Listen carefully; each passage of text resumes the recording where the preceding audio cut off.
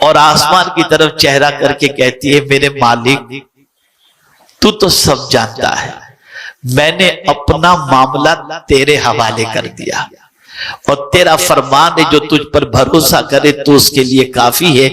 اب میرے کریم میں نے اپنا معاملہ تیرے سپرد کر دیا، میری بے گناہی کو تو ثابت کر دے۔ ابھی اس کے جملے مکمل نہیں ہوئے تھے اور پھر قرآن کی اس آیت کے ذریعے میں آپ کے ضمیر کو تھوڑا سا جھنجھوڑنا چاہوں گا۔ اللہ فرماتا ہے ان ربک فعال لما یرید، بے شک تمہارا رب جو چاہتا ہے وہ کرتا، اس سے کوئی پوچھنے والا نہیں، کوئی پوچھنے والا نہیں۔ اور جب اس نے کہہ دیا کہ تم مجھ پر بھروسہ کر لو میں تمہارے لیے کافی ہوں، تو اس کا فرمان ہے ان اللہ لا یخلف المیعاد، کہ بے شک اللہ وعدہ خلافی نہیں فرماتا۔ اب بخاری شریف کا ایک واقعہ توکل کے حوالے سے، ایک خاتون کا جب میں آپ کی سماعتوں کے حوالے کروں گا تو میں پوری امید رکھتا ہوں کہ انشاءاللہ آپ کا ایمان بھی تازہ ہوگا اور اللہ سے انشاءاللہ رشتہ بھی مضبوط کرنے کی آپ کوشش کریں گے۔ ایک خاتون تھی دیہات کی، سرکار صلی اللہ علیہ وسلم نے ان کے لیے گھر بنوا دیا تھا اور وہ حضور صلی اللہ علیہ وسلم کے گھر کے قریب یعنی مسجد نبوی شریف کے قریب رہا کرتی تھی۔ ایک دن بلکہ اکثر وہ ام المؤمنین حضرت عائشہ صدیقہ رضی اللہ تعالیٰ عنہ کے پاس آیا جایا کرتی، وہ بڑی باتونی تھی، بہت بات کرتی رہتی تھی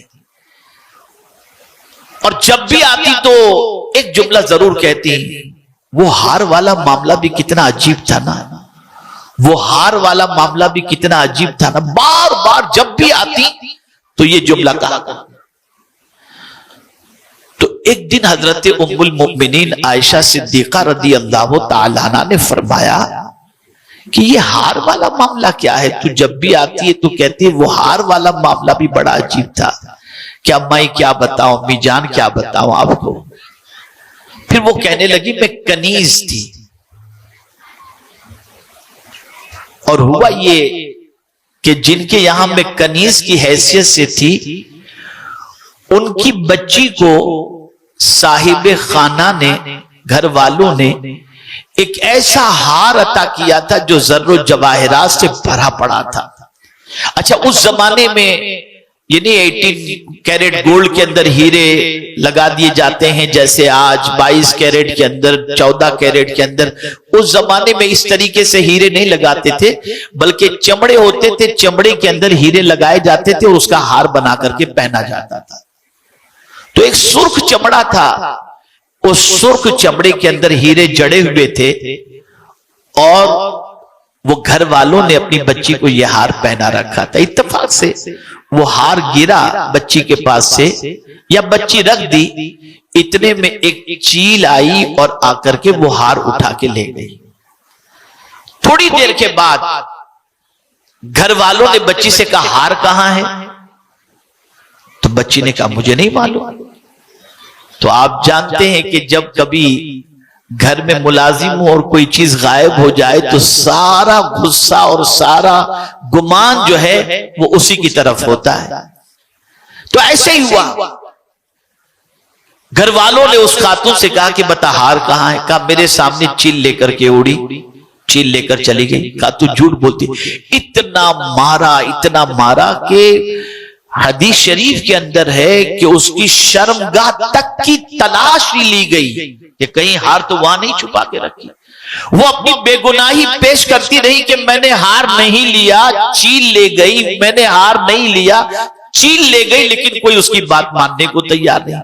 جب بہت اس کو مارا گیا اور برداشت نہیں ہوا تو پھر اس نے اپنا چہرہ آسمان کی طرف کیا اور آسمان کی طرف چہرہ کر کے کہتی ہے میرے مالک تو سب جانتا ہے، میں نے اپنا معاملہ تیرے حوالے کر دیا اور تیرا فرمان ہے جو تجھ پر بھروسہ کرے تو اس کے لیے کافی ہے۔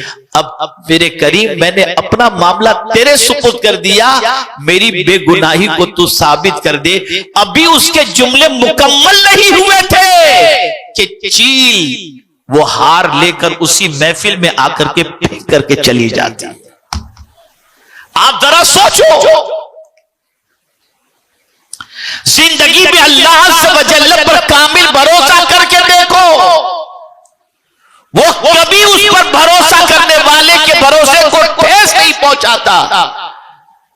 ارے کبھی آپ نے دیکھا ایک چھوٹا سا پرندہ جس کا کوئی گھر نہیں ہوتا، وہ درخت کی ٹہنی پر، نہ رائٹ میں کوئی دیوار نہ لیفٹ میں کوئی دیوار، ایک پرندہ درخت کی ٹہنی پر بیٹھے بیٹھے سو جاتا ہے، اسے گرنے کا ڈر بھی نہیں ہوتا. اے پرندے تجھے ڈر نہیں لگتا؟ تو پرندہ جواب دے گا میں کیوں ڈروں، میرا پروردگار مجھے سہارا دینے والا موجود ہے. آپ ذرا سوچو، اللہ پر توکل کر کے دیکھو، اللہ پر بھروسہ کر کے دیکھو اور کامل یقین کر کے دیکھو، اچھی طرح سے مانگ کر کے دیکھو، وہ تمہاری مصیبتوں کو دور فرمائے گا، وہ تمہاری پریشانیوں کو دور فرمائے گا. اے خواتین اسلام، آج سب سے بڑا مسئلہ یہ ہے، جملہ یاد رکھیے گا، ہمیں سب پر بھروسہ ہے، رب پر بھروسہ نہیں. اور ضرورت یہ ہے کہ رب پر بھروسہ کرو، اس لیے کہ وہ اس پر بھروسہ کرنے والوں کے بھروسے کو ضائع نہیں فرماتا، ٹھیس نہیں پہنچاتا.